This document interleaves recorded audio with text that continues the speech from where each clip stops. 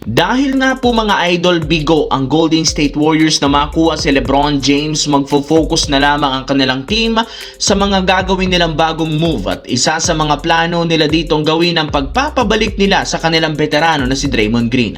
Kung inyo nga pong matatandaan, napilitan nga itong tanggihan ang kanyang player option para lamang mabigyan ng pagkakataon ng Golden State na makuha si LeBron.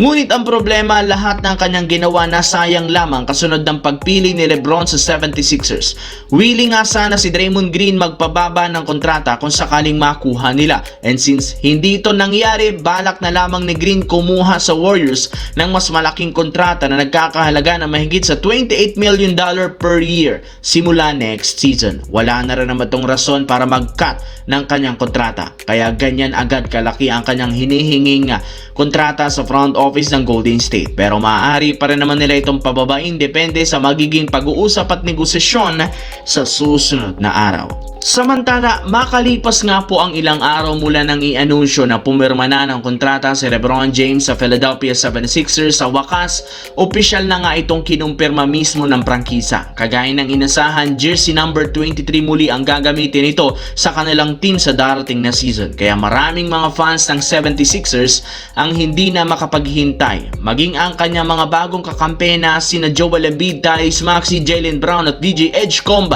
hindi na rin naman makapaghintay na makasamang itong maglaro. At sa pagsali pa lang ni LeBron, tumaas agad ang expectation sa kanilang team ng mga fans at analysts. Though hindi pa natin alam kung gaagana ang bagong lineup, maraming umaasa na makakagawa ng history si LeBron James sa Philadelphia 76ers sa pagbibigay nila dito ng kampyonato. At mismong si LBJ nang nagsabi, yun rin naman talaga ang pinaka-goal ng team at pagsali niya sa Philadelphia 76ers. Balak niyang kumuha ng titulo next year para sa 76ers na ilang taon na rin naman nga pong hindi nakakaranas ng championship simula taong 1983. Kaya gagawin niya ang lahat ng paraan para maisakatuparan niya ito sa susunod na season. Sa kabilang banda, para nga sa mga hindi dyan nakakaalam, isa nga sa mga rason bakit hindi masyadong gumagalaw ang Denver Nuggets dahil kulang na nga sila sa cap sa pagkuha ng mga bagong player at hirap na rin naman silang makagawa ng trade. Pero sa kanilang pananahimik ngayong off-season, bigla na lamang ang ginulo ng OKC Thunder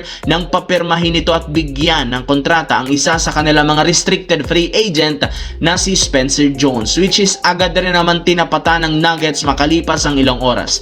Meaning mananatili si Jones sa Denver. Ang problema mukhang pain lamang nga iyon ang OKC Thunder sa Nuggets dahil sa ginawang ito ng Denver, umabot na nga sila sa second apron. Kaya hindi na nga nila kakayanin pambigyan ang isa pang free agent na si Peyton Watson unless magtanggal sila o mag-trade ng isa sa mga key player kagaya ni Cam Johnson. At dahil sa nangyaring ito ay pagkakataon na nga ng Thunder agawin si Peyton Watson mula sa Denver Nuggets kung sakali man sa susunod na araw.